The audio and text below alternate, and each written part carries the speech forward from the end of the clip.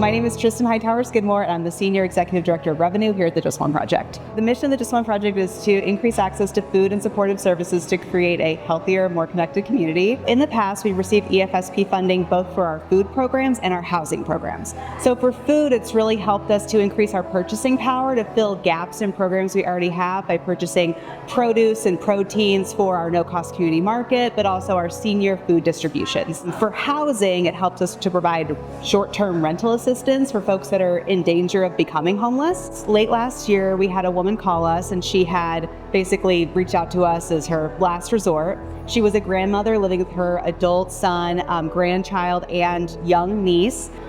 She became chronically ill, and her son had to reduce his hours to help her navigate her new illness. And simultaneously, their rent started increasing as cost of living increased in the valley.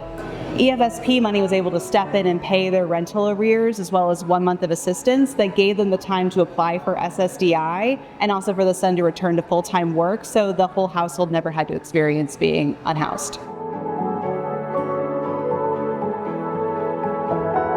The funding cost for EFSP means we have reduced purchasing power for things like fruits and vegetables and proteins for some of our vital programs. So we have to rely more on commodity foods where we don't have the flexibility and autonomy to make choices that might be best for our clients.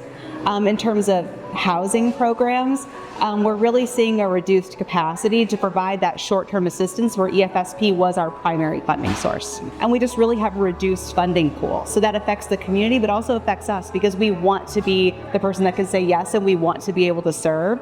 But we just can't if we don't have the funding to provide the service.